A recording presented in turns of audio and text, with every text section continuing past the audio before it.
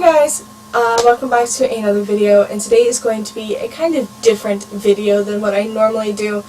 This video is going to be where I talk about where I buy my books and what goes through my mind when I'm buying my books, and like prices and shipping costs and stuff like that. Like really what goes through my mind when I'm getting those books and like where I want to go to get that book. So I have a few places that I go to.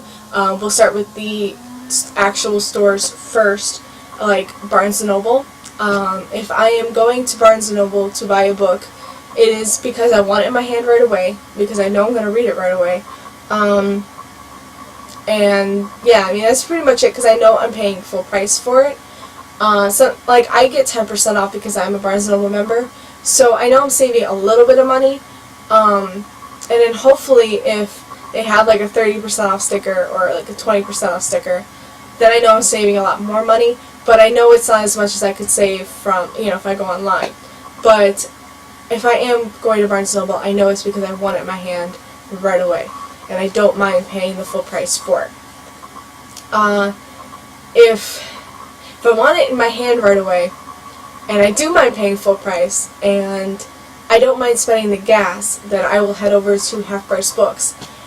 It is a little bit farther than I would be going when I go to Barnes & Noble. Barnes & Noble, my mom works right next door to Barnes & Noble, and I have to drive her to and from work. So, I'll leave a little bit earlier or something if I'm going to pick her up, and I'll head over to Barnes & Noble. So that doesn't really affect my gas, but Half Price Books does. That is in the total other direction. And at least the one I like. There is one near Barnes & Noble where I go to, but I don't like that store very much. I just feel like the young adult section and the sections that I go to aren't exactly up to par with the other store that I go to. So yeah, I mean, if I don't mind making that drive and spending that gas just to save a couple bucks, then I'll do it. I mean, if I feel like I'm going to return or sell back so many books and I can get the money back for that, then I think I'm going to do it. But most of the time, it's like I'd rather just go to Barnes & Noble so I don't spend the gas, and I'm pretty much spending that money anyway, no matter where I go. But there are times where it will be at Walmart or Target. I mean, if I want a book and I know it's really popular, so it might be at Walmart or Target, that's near my house, and I'm saving money, and yeah, I mean, it's be perfect as long as it's there. Target really has a great selection of books, of young adult books especially, and adult books as well. I really love going to Target just to buy books. And then, you save 20% off, and sometimes, I mean, they do like these really good sales. So, yeah, Walmart, if it has it, like Walmart doesn't have a great selection, at least the one near my house doesn't have a great selection.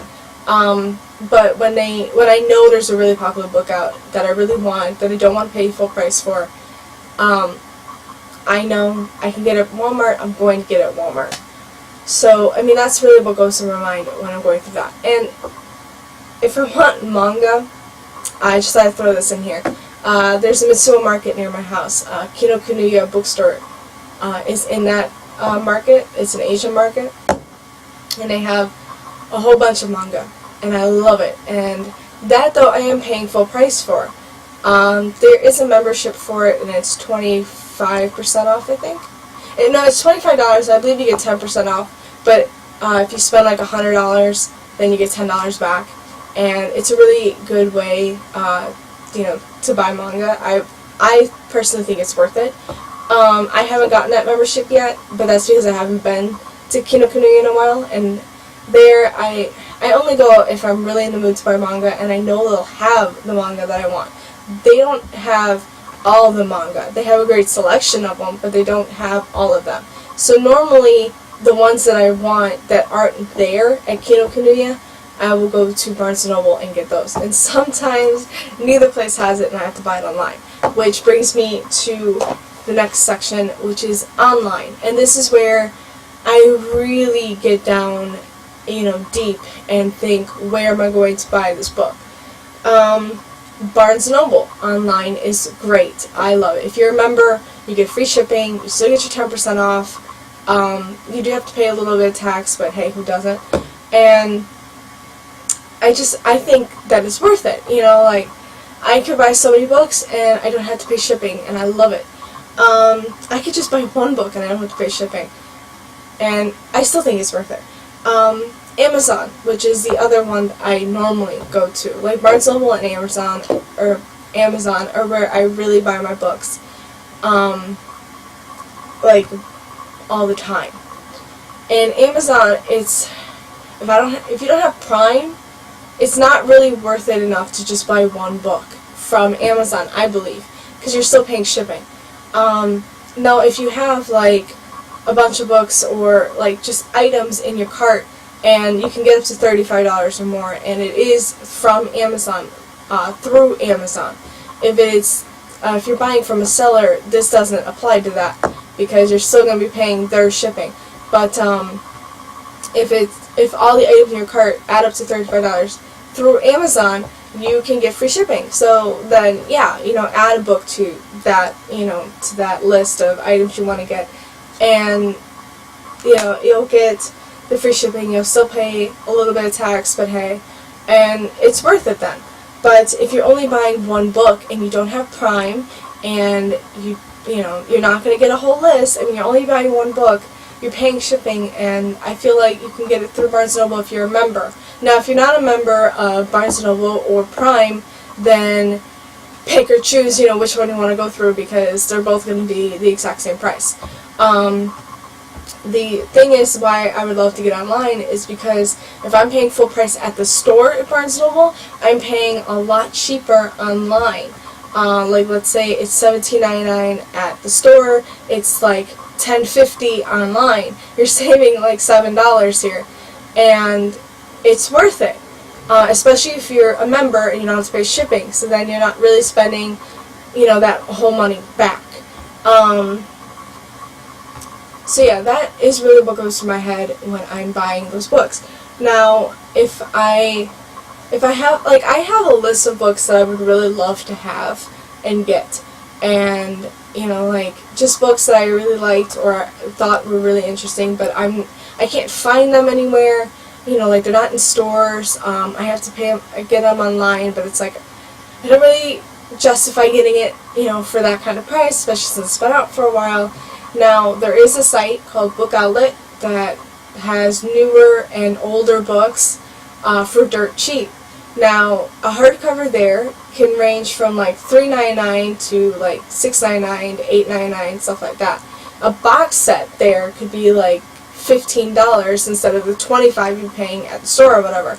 So it's really cheap at Book Outlet, and I love it. It's bookoutlet.com. If you haven't checked into that site and you're a book lover, definitely check into that site. It's amazing. Now, you're not going to find every book you want there, but if you can find a couple, then I build my cart up. Like, I build the whole, like, I start adding to my cart until it gets to be worth it, because you do have to pay shipping, and I believe it's like $6.99 for shipping. So it's not great, but you are saving so much money on these books that, hey, you know what, spending a little bit more on shipping than normal isn't a bad thing, but that's only if you can find them. Like, literally, I have like 6 or 7 books in my cart right now, and I'm thinking about placing an order. So, it's like, I don't go there, I don't place an order like once a day or all the time, especially since I have to wait like 2 weeks for these books to come. Like, the shipment takes a couple weeks to deliver, but it's still worth it. I don't order like, once a week or once a day. I order maybe once every couple months. If I can find a whole list of books that I really want, and I can justify, paying for them all like that, then I'm doing it, because it is worth it. And then the last site I go to online is Book Depository, and that is a UK site, but it is free shipping internationally and locally everywhere. I love this site, especially if you want UK covers. Like, if you're like a stickler for covers like I am, you might want a prettier cover than the one that US has. Like Name of the Wind, for instance. I didn't really like the cover or the binding of the U.S., in the U.S. So I ordered my cover from Book Depository, which is also, which is a UK cover. Now they also have US covers, so you can, it's like, for UK, they would get the US covers, but for the US, you would pretty much want just to get the UK covers, because you can get those books at Amazon or Barnes & Noble if you just want the US. So, but yeah, I mean, I really love it, and it's free shipping all around, so no matter what you get, it's free shipping. I don't think you have to really pay tax. I mean, you might have to if it's more than like a book or so, but if I just buy one book, I don't think I really have to pay tax. And I really love it. I get the UK covers that I want. Like, I love Doctor Who, so I get a lot of Doctor Who stuff from Book Depository. So yeah, that's really what goes through my mind, where I get my books, how I get my books. So yeah, I hope that, this helped you in some way. And if not, I hope you guys enjoyed watching. But that's all for me today, and I will see you next time.